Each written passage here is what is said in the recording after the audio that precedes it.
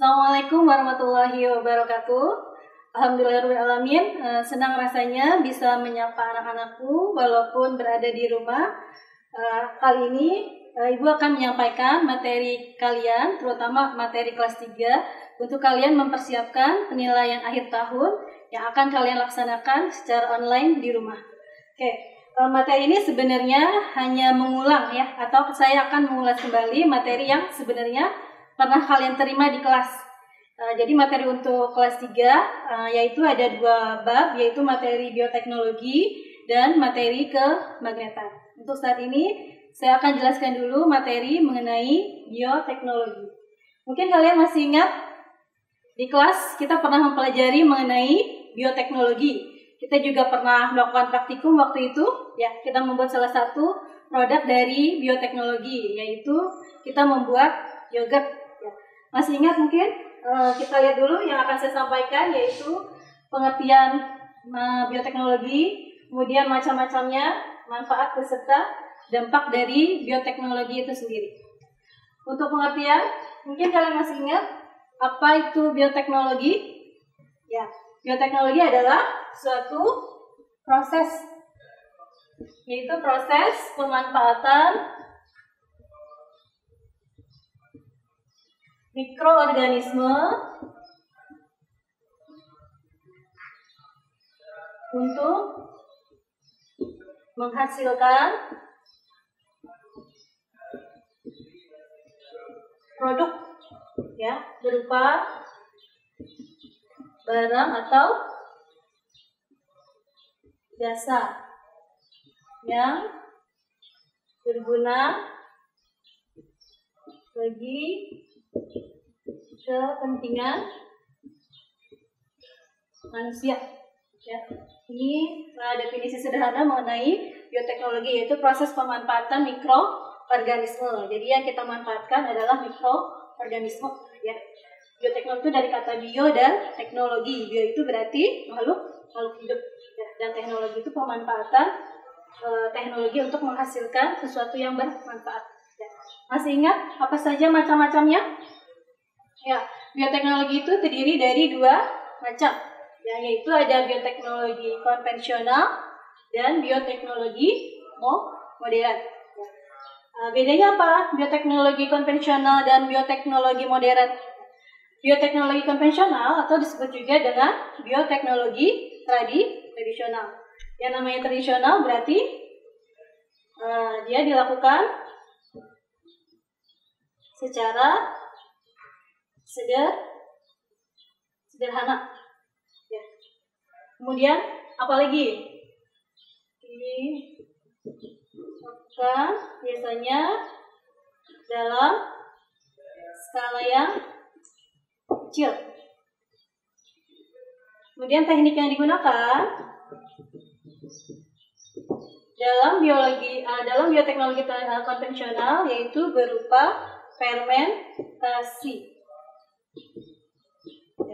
Fermentasi itu berarti proses mengubah materi organik dengan memanfaatkan mikroba.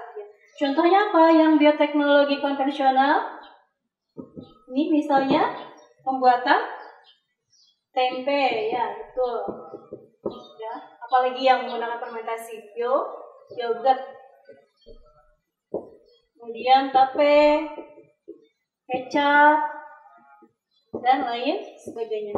Nah, proses-proses ini dilakukan secara atau melalui proses yang kita kenal dengan bioteknologi konvensional. Ya. Bioteknologi konvensional biasanya dilakukan dengan memanfaatkan mikroorganisme secara utuh.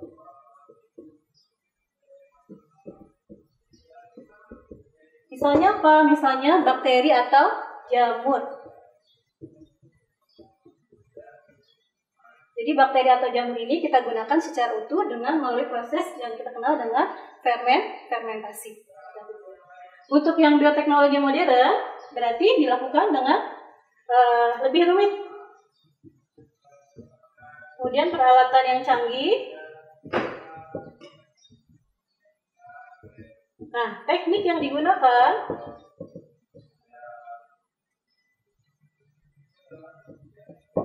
adalah dengan rekombinasi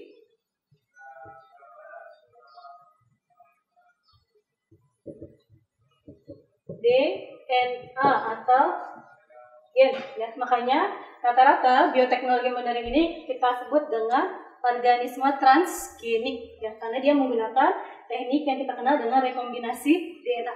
Rekombinasi DNA itu jadi memutuskan atau menyisipkan gen dari mikroorganisme yang lain, gitu. Contohnya apa di sini? Contohnya misalnya kalau dalam bidang pertanian kita kenal dengan kultur jaringan. Kultur jaringan. Atau ada juga pada hewan atau tumbuhan kita kenal dengan organisme transgenik, ya, tanaman atau hewan transgenik. Jadi di dalam tubuhnya ini disisipi gen dari mikroorganisme yang lain, ya. Kemudian yang ini tadi, kalau di bioteknologi konvensional kita memanfaatkan mikroorganisme secara utuh, untuk bioteknologi modern kita hanya menggunakan sebagian dari tubuh si mikroorganisme itu tadi.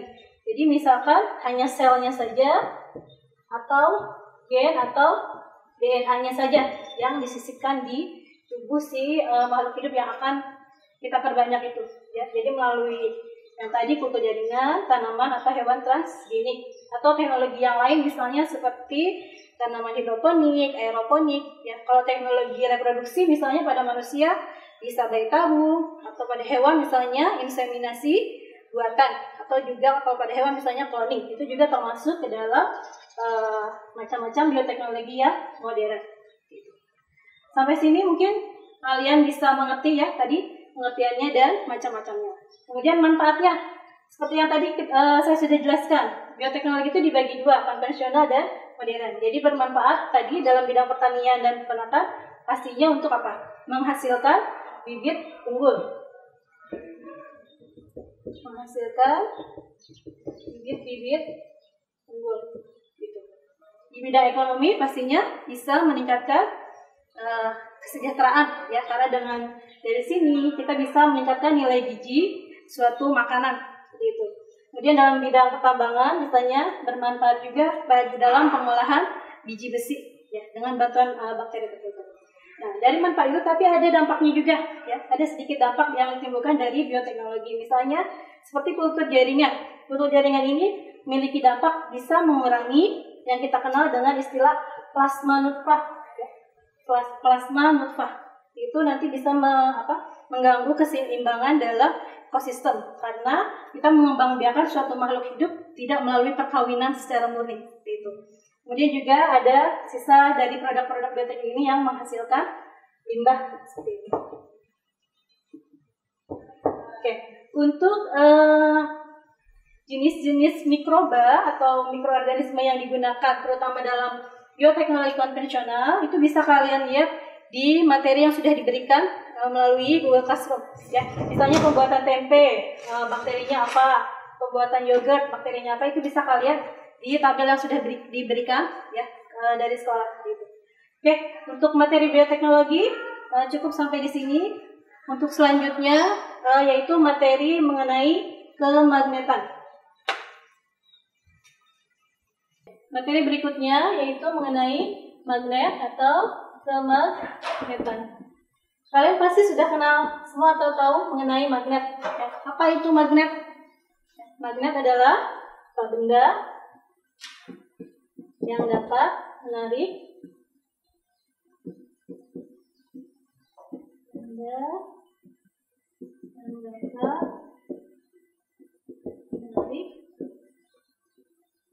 benda lain yang ada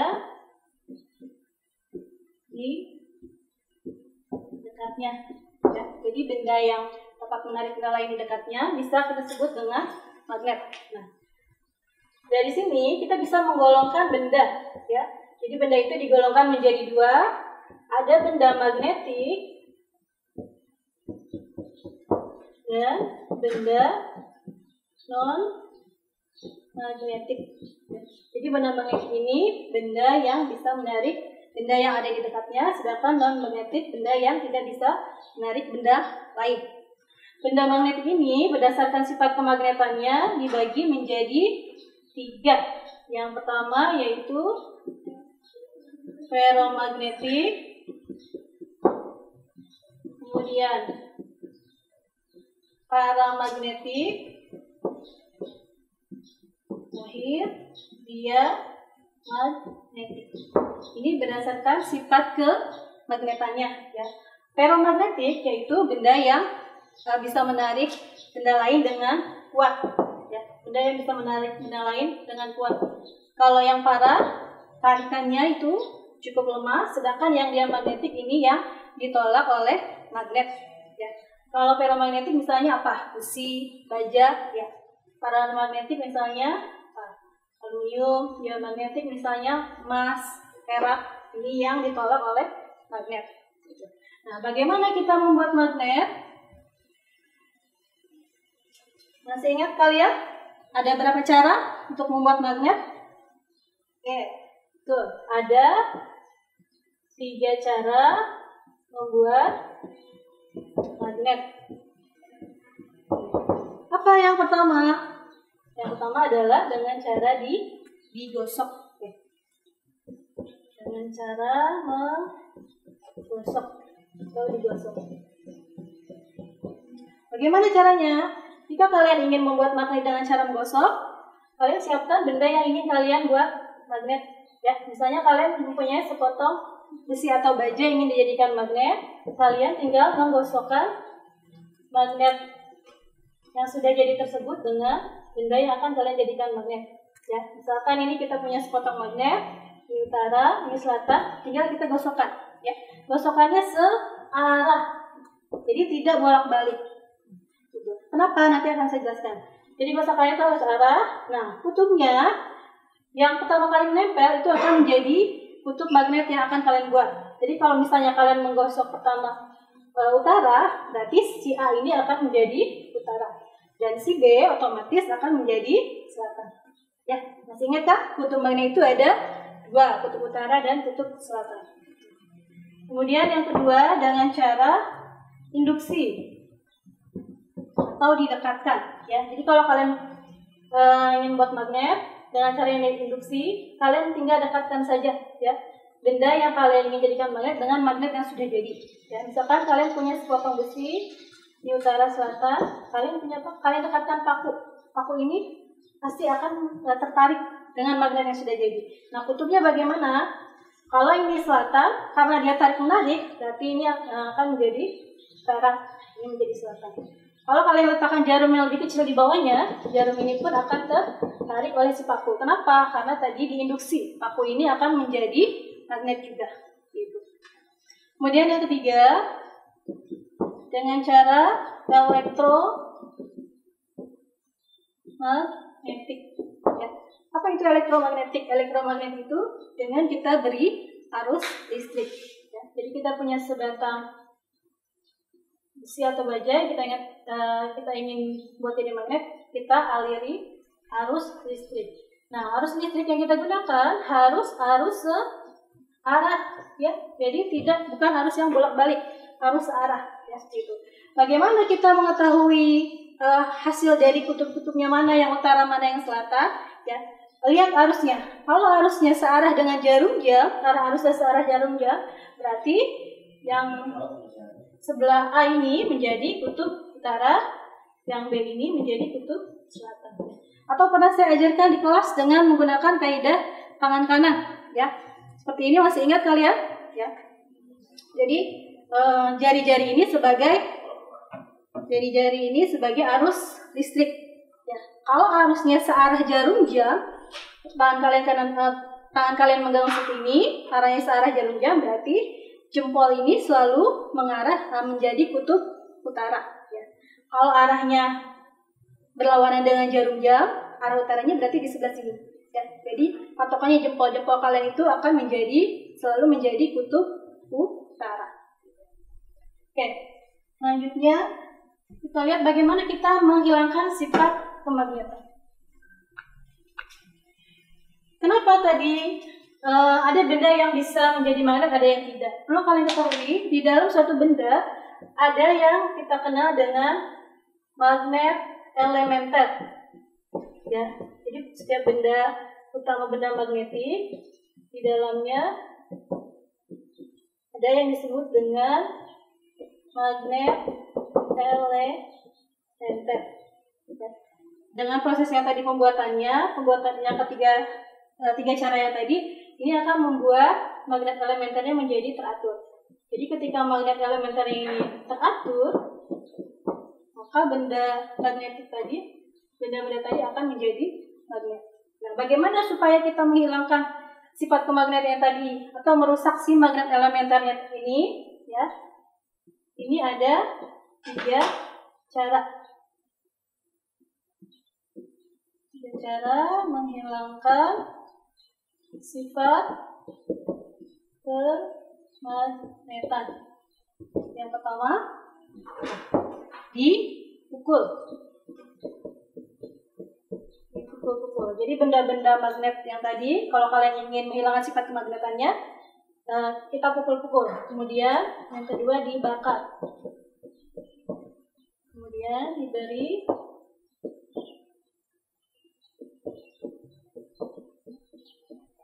arus listrik bolak-balik.